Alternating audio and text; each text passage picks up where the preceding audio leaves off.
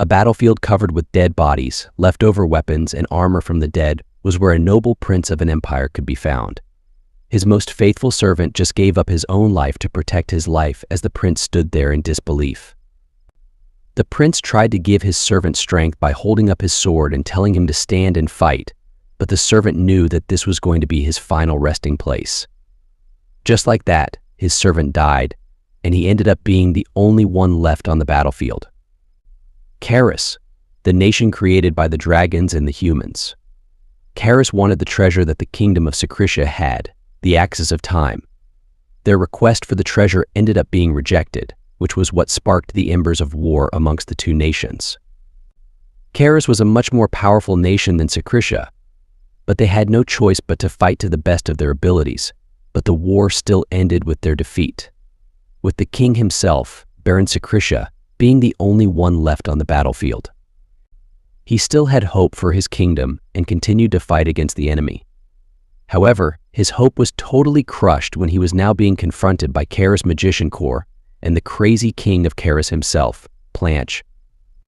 The commander of the Magician Corps introduced herself to Baron and asked who he was.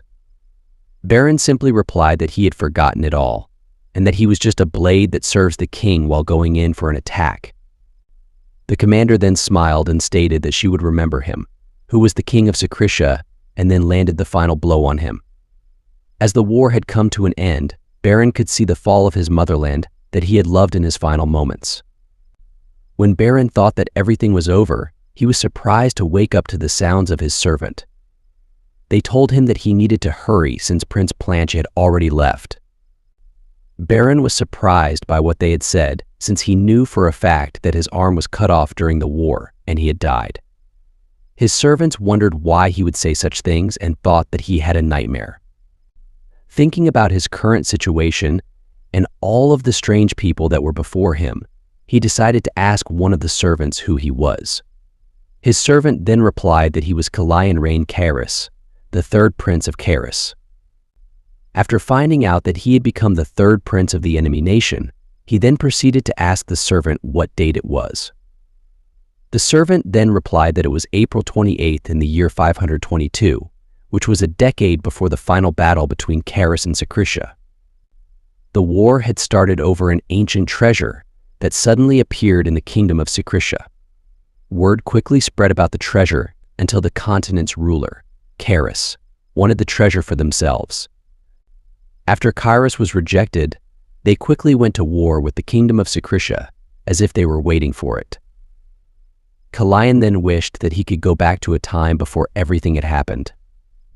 He then wondered if the reason why he was brought back to the past was that someone had used the axis of time to reverse what had happened by turning back time. Kalayan thought that this was his last chance to prevent the destruction of his motherland. His servant then stated that it must be hard for him to participate at the breakfast gathering, but they needed to leave. Kalayan believed that this was his last chance, and he wasn't going to waste it even if he had to live as the enemy prince. Kalayan got prepared and arrived at the table for breakfast, but it turned out that Prince Randall, the first prince, had arrived first. The three princes of Karis were all half-brothers. The king had ordered that breakfast be prepared for all of them every morning. Based on Kalayan's memories, the first prince had always treated him like he didn't exist. After being ignored by the first prince, Kalayan thought there was only one more person who wasn't there yet. Right then, the second prince walked in and took a seat at the table. Kalayan was surprised by the second prince and wondered for a moment if he was really the Mad King, Blanche, who would later go on to become king and start a war with his kingdom. Based on Kalayan's memory, the first prince cannot mess with the second prince since Blanche's mother was the current queen of Karis. Kalayan then took a sip of tea while thinking about how he was going to survive. Right then, the second prince spoke and said that he was impudent, but it was expected since he took after his mother. After hearing that, Kalayan got angry. He didn't want to lose the chance that he had gotten to save his kingdom, but every time he looked at the second prince who destroyed his homeland, he wanted to kill him on the spot. Seeing the kind of look that Kalayan had on his face, Blanche got angry that he had the audacity to glare at him. The first prince then interrupted Planche's outburst. Planche then decided that he would take his leave since he no longer had an appetite after seeing Calain's red eyes. The first prince stood up and told Calain that he needed to watch his behavior. He also told him that it would be the king's birthday soon, and that he shouldn't cause any trouble right before such a big event. His servant then asked him if he was okay after everything that had happened. Calain then felt a sense of comfort, knowing that he had a servant that took care of him like it was his own body, despite seeing how he was treated every day. Calain then told his servant not to worry about him, which made Yan surprised since Calain was smiling instead of silently crying like he usually does.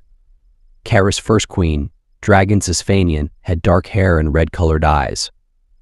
Calain was the only prince who had inherited her exterior traits, but his strength was very pitiful. He always tried to hide his eyes since Planche hated them. Baron thought that Calain was stupid for hiding his eyes just because Planche didn't like them. Calain then decided to return to his quarters, to which his servant then stated that he was acting very weird. Calain was born to a lowly concubine, and he ended up not even having enough power to protect himself, which was now his current situation. Calain then asked his servant how old he was, to which his servant replied that he would be turning 15 in the next 4 months. Baron then remembered that Prince Calain was assassinated after he had failed to kill Queen Selace. Everyone was told that he had hung himself to avoid punishment, but Baron didn't believe that was the case and thought that someone would be coming to kill him very soon. After returning to his quarters, Calain asked his servant for scissors, which he then used to cut his hair for the first time in a long time. Calain then thought that even if there was already a predetermined future, he would just twist it to his liking. His servants were surprised that Calain had actually cut his hair and asked him what he was going to do, since Prince Planche wouldn't like it. He then told them that he couldn't live like an idiot because of Prince Planche and told them that he would take care of everything. He then appeared before Prince Planche after cutting his, to which Planche stated that he must be out of his mind. Planche was about to address Calain, but was immediately corrected by Calain after he was told to call him by his name. Planche then took up a knife off of the table and threw it at Calain. Calain ended up catching the knife, but his hand was severely bleeding from getting cut by the knife. Planche then tried to play off what he did by stating that his hand had slipped. Calain then walked over to where he was and placed the knife on the table after saying that he didn't need to worry since he was fine with whatever that was. After returning, his servant then asked him why he hadn't dodged the knife earlier. Calain then stated that the knife was directed at him, and if he had dodged the knife, what would have happened to him? Calain then said he was simply trying to protect his servant, and now he is bleeding. He stated that he might be able to calm down if he washed his face and told Yan not to let anyone enter. Earlier at the table, Calain had planned on secretly using an aura to block Planche's attack, but when he tried, he felt a sudden pain in his heart. He decided to try using aura again to determine what the issue was. To his surprise, he had discovered 3 mana circles around his heart, which meant that Calain was a magician. 3 days had passed since the incident with the second prince, and Calain's wound still hasn't healed yet, which made his servant even more worried for him. The royal tailor then came to visit the third prince, but was shocked after seeing how he looked after cutting his hair. Calain had been getting that same look for a while now, and he was getting tired of it. Calain had to suffer for a long time because he looked like his mother, who had never met, which made him hate how he looked to the point where he had gotten rid of all the mirrors in his room. Calain then told the tailor that he didn't have to worry since he knew that he looked a lot like his mother and that he could continue what he had come to do. The tailor then proceeded to take Calain's measurements. While taking his measurements, the tailor told Calain that he was worried about his weight, which Calain then told him that he was indeed eating healthy. The Kara's royal bloodline are descendants of dragons and specifically heroes who had sealed the evil god in the past. This meant that Calain's injury should have healed a long time ago, but it still hasn't. Calain then thought that his situation was a bit concerning since if he continued like he was, he would not be able to use aura or magic at all. While the tailor was bringing the clothes that he had prepared, Calain wondered if there was anyone knowledgeable about mana in the kingdom that could help him. Calain then remembered that it would be the king's birthday soon, which meant that great magician Elian would be there as well, which was exactly who he needed to meet. Elian was one of the 4 great magicians who had managed to reach the 7th circle and was the idol of many magicians. Kalayan remembered that Elian had shown up to the king's birthday in the past but had ended up being rejected at the gate and was unable to participate in the festivities. He then left and ended up reaching the 8th circle, which brought him to the position of being the first and only 8th circle magician in the continent. Kalayan thought that there was no better person than Elian to help him with the issue that he was having. Kalayan knew that Karis didn't treat magicians well and wondered if Elian would agree to his request. The reason there were so many knights in the Karis kingdom was because of the influence of the current queen's family, the Brizens. Elian thought that he definitely needed Elian's assistance, and if he was able to get him on his side, then he would have a chance of stopping Planche from starting a war with Srisha. Before he could do all of that, though, he needed to handle the issue of what he was going to wear to the king's birthday. It was now a new day, and Kalayan had woken up feeling that he had finally gotten used to his new life and his hand was finally healed. Jan then notified Kalayan that he had dinner plans with the Queen and Viscount Brizen. Even though Kalayan would have liked to avoid them as much as possible, he knew that he couldn't avoid them forever, and that he would eventually have to meet them. Kalayan decided that he would head outside for some stamina training and told Jan not to worry since nothing could possibly happen. While Kalayan was outside doing his stamina training, he ended up not being able to continue as it felt like he was dying. Kalayan's maid, who was assisting him with his stamina training, was worried about him since he was struggling so much after he had just started. Kalayan thought that there was something wrong as well, but he told his maid that there was no need for her to call a healer and that he was able to continue. Even Jan did not know that Kalayan was a magician, so he thought that he needed to be more careful so as to not let anyone find out or else his own life could be in danger.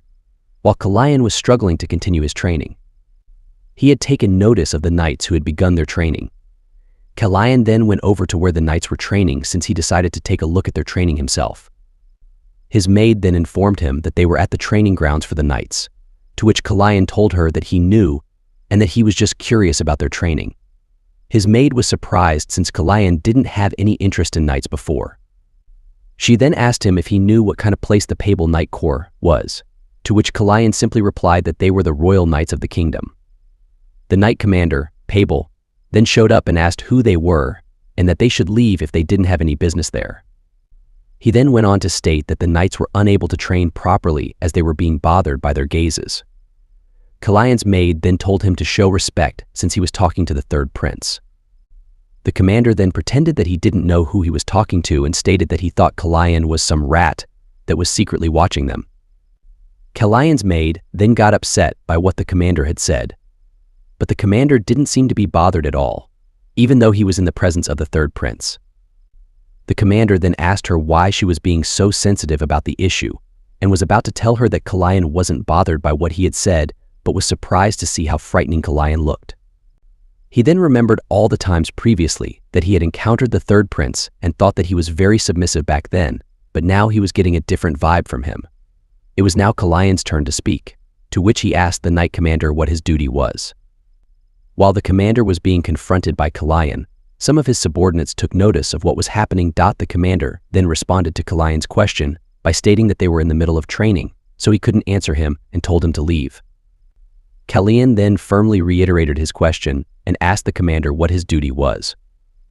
The commander was surprised by Kalayan's persistence, but he ended up responding to Kalayan's question.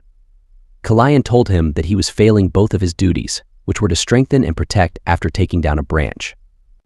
The commander then asked what Kalayan meant, to which Kalayan stated that his training was an utter mess and proceeded to attack the commander with the tree branch. The commander was surprised by Kalayan's sudden attack and wondered if he would be able to defend himself in time. The commander ended up drawing his sword against Kalayan's tree branch in order to defend himself. After the attack was blocked, Kalayan stated that he was very disappointed that the commander couldn't predict the moves of someone like him who had never held a sword before. Kalayan then went on to state that his duty was also to protect, but he ended up talking to the third prince in a derogatory manner and asking him if he should be executed for such an act.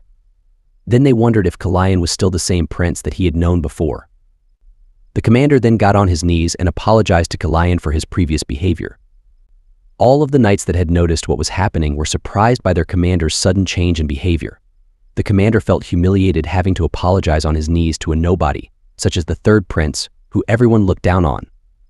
Yan was totally shocked by Kalian's sudden appearance with a horse when he was supposed to be out doing stamina training. Kalian then told Yan that he simply picked it up on his way there. After all the commotion previously had settled down, Kalian took notice of a horse that was not able to be tamed by anyone and asked what was wrong with it. He was then told that it was a horse that the second prince was unable to tame. Kalian then thought to himself about what to do, and so he ended up bringing the horse with him. While Yan was having a hard time with the horse, Kalian told his maid to keep what happened at the training grounds a secret. Kalian then felt a sudden pain in his chest, which made him think that he had pushed himself too hard. Yan was a bit worried, but Kalian simply played it off as him having too much fun while he was outside. Everything that Kalian had done since he had decided to go out for his stamina training was being watched by a mysterious person. After completing their assigned task, they returned to their master to report everything that Kalian had done in the kingdom. The master then stated that even worms writhe when they are stepped on, but someone like him could never change their true origins. They also thought that it wouldn't be fun to just kill him, and that the whole situation was working. She told her servant to continue watching Kalian. Kalian was now sitting in front of the second prince and thought that the atmosphere between them was something that he couldn't get used to. He then wondered why the second prince was so low on energy since he hasn't tried tormenting him yet. Right then, Kalian took notice of a particular scent. This special scent belonged to someone other than the queen herself, who had just arrived for the dinner plan that was scheduled for her and the princes. She was the true power behind the Karis kingdom. After the first queen had passed away from illness, Srisha, who rose to power, borrowed the influence of her family and seized control of the royal knights in the kingdom. The nobles also supported Srisha, so each day her power in the kingdom grew bit by bit. The mere third prince then became someone laughable to even a commander. The queen was discussing what to do with the knight commander that was bested by Kalian earlier, and afterwards she told her servant not to report such trivial things to her while looking directly at Kalian. After taking her seat, she then greeted Kalian by stating that he had grown much since lately. Kalian then responded by stating that he hadn't grown much at all, and will be sure to grow more in the future. Everyone at the table had heard what Kalian said, which took them by surprise since they weren't expecting that kind of answer from him. The queen's brother then stated that he almost didn't recognize him since he had cut his hair, and that he should have cut it a lot sooner. He was also going to tell Kalian that he was looking forward to his growth but was interrupted by the queen. The queen then turned her attention towards Planche and asked him why he didn't tell her that he was unable to tame his own horse. Planche then replied by stating that she had already known, so there was no need to tell her. She then stated that he hadn't told her that it was completely taken from him. Planche got upset and told her that it was a useless horse to begin with, and that he would be taking his leave. 3 weeks had ended up passing, and it was now the annual king's birthday celebration. Since it was the king's birthday, it needed to be prepared without any mistakes at all. Gifts from all different nations were being delivered as a congratulatory gift to celebrate the king's birthday. Kalian was getting himself prepared for the king's birthday when he suddenly got a nosebleed. Both Yan and the tailor were surprised by Kalian's sudden nosebleed. Kalian was then told to bring a piece of cloth and that everything was fine, he just wasn't sleeping much lately. His tailor then told him that he had lost a lot more weight than he had previously. Kalian already knew what was wrong with him since he had noticed that his stamina kept getting worse along with the pain he felt in his heart every time he went out to train. But he decided to just laugh it off and blame it on him exercising too much since he didn't want to make them worry about him. Kalian believed that if his health kept getting worse, then it was only a matter of time before everyone in the castle knew about his sickness, so he had to ensure he met with the Grand Mage at the banquet. A butler then delivered the news to Kalian that the luncheon that he was supposed to go to was canceled by the king since he had urgent business to attend to, and instead of meeting everyone as a group, he was going to meet them one by one. This surprised Dion since he barely had time to meet them in a group, but now he would meet them one by one. Calian was a bit nervous, but he proceeded to meet the king himself in his chambers. Daon then proceeded to greet the king, Romain Caris. However, even though Calian had respectfully greeted the king, he ended up being ignored. The king then told Calian to sit before him, which he did. The king then told Calian that he seemed to be in good health, without even glancing at him once. Calian then remembered how all of his servants were so worried about him because of his poor health, and in that moment he realized why the king wanted to meet with them one by one instead of in a group, which was that if he met them one by one, he didn't have to have a conversation with them. Calian then realized how messed up his family really was. A father who doesn't care about his sons, a prince who doesn't know etiquette, and a queen who has enough power to look down on the king, and among all those people, there was someone trying to kill him. Everyone started gossiping about how Calian was when he appeared at the square. To everyone, he was like a totally different person, unlike Planche, who showed up at the event looking like he was drunk.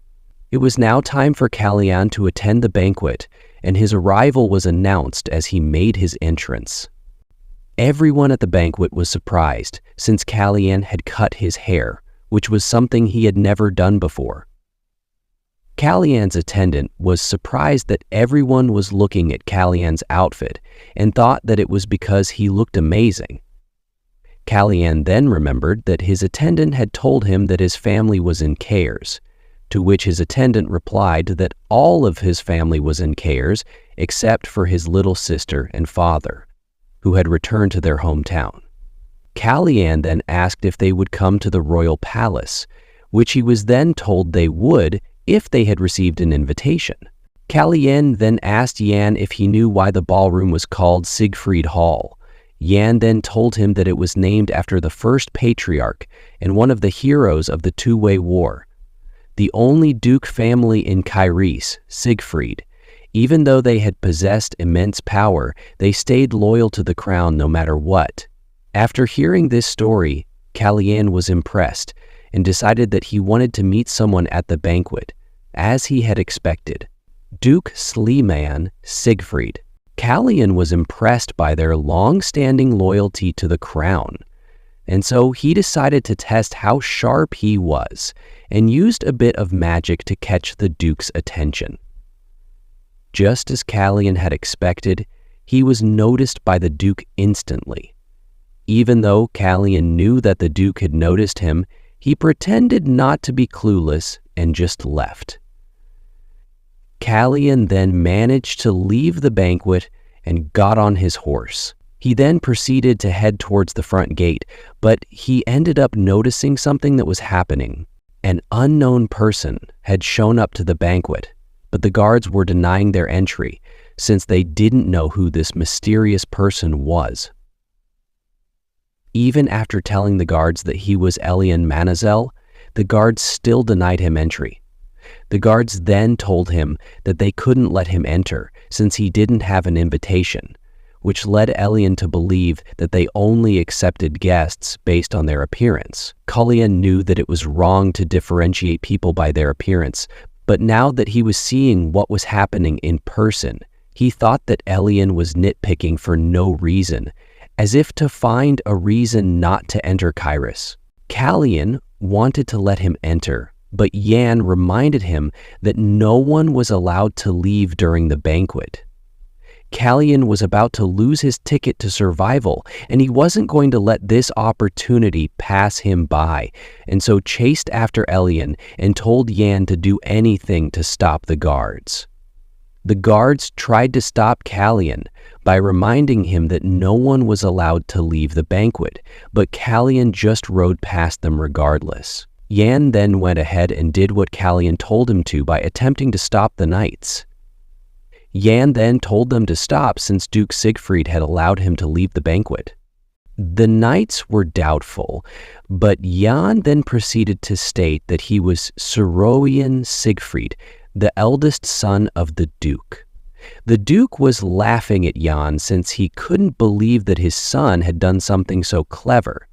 Jan was worried that what he had done might get the Duke in trouble with the king, but the Duke told Jan not to worry about it since the king wouldn't ask any questions in regard to the matter. Castellan had managed to catch up to Elion after chasing him for a while.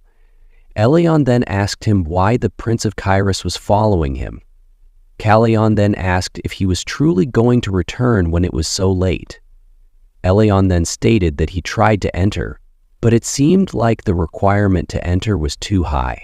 Castellan then proceeded to criticize Elion instead of apologizing, which surprised Elion. Elion wondered if he was just honest or shameless and thought that he was very interesting. Elion noticed something and proceeded to hold on to Castellan's hand and used a bit of magic on him, which caused Castellan to feel immense pain in his chest. Castellan was surprised that Elion had noticed the condition that his body was in. Castellan then told him that what he had felt was correct and that he couldn't use mana from a certain point. The problem wasn't with Castellan's mana, but it was the cause of something entirely different. Kairos treats mages poorly, despite being the descendants of dragons. Initially, Elion showed up at the banquet expecting to be denied entry just to make a fool out of them for losing the great mage right under their noses. But right now, Elion thought that him coming to the banquet and meeting Castellan was fate. Elion then asked Castellan why he wanted to meet him. Castellan would know, so he had no choice but to tell the truth. Castellan then told him that he would like to have the name Elion Manasil since his life would be in danger soon. Elion was definitely aware of Castellan's situation in the kingdom, so he wasn't all that surprised by what he had said. Elion then used silence magic to keep what he was about to say just between the two of them. Elion then asked him if he was simply trying to stop his death from happening, or if he was trying to get rid of the root cause. Castellan then told him that for the moment he was just trying to stop his death from happening, and that he didn't plan on eliminating the root cause, and that if necessary, he would take the throne to get what he wanted. Elion thought that what Castellan had said was very interesting and told him to give him the invitation again. Castellan then knelt down and greeted the great mage as his mentor, to which Elion accepted. Jan and the Duke were still talking about what had happened before, and Jan then asked the Duke if he was sure that no one in the palace knew who he was, to which the Duke replied that he would ensure that no one found out. Jan then asked the Duke how Leah was doing, to which he replied that she was doing as well as the family head, which Jan had abandoned. The Duke then told him that if he ever decided to give up being Castellan's servant, then he would be welcomed back home any day. The Duke then stated that he wouldn't be seeing him again for a good while after getting up to leave, but Jan responded that he would be seeing him in 3 months. The Duke then asked him if he really planned on giving up his position as Castellan's servant. Jan then stated that the prince would be turning 15 soon, so he would no longer be needed. The Duke then asked Jan if he knew what Siegfried meant. He then proceeded to tell him that even though they had a lot of power, they had never challenged the throne. Jan wondered why the Duke was suddenly telling him all this, to which the Duke simply responded by stating that it was because the name that he had sold off was very powerful in the Kairi kingdom, and that he could do everything that he wanted without worrying. After understanding what the Duke had told him, Yen said goodbye to the Duke and left. The Duke then thought of what Castellan had done at the banquet and wondered when he had grown so much. A whole crowd was gathered as a carriage approached. There was no way they could make a mistake as to who was arriving after looking at the family crest on the carriage, which was none other than Any Manhwa. After meeting with Castellan at the banquet, Castellan had told him what time he should arrive, and after noticing what was happening, He took a guess that Calian was trying to challenge the Brizzen family, which was the queen's family. Elion was then greeted by the butler and was escorted inside to meet the king. After meeting with the king, Elion told him to prepare a place for him to stay. The king was surprised by the request that Elion had made. The king had intended to garner Elion's support to compete with the queen, but was caught off guard since Elion had made the offer himself.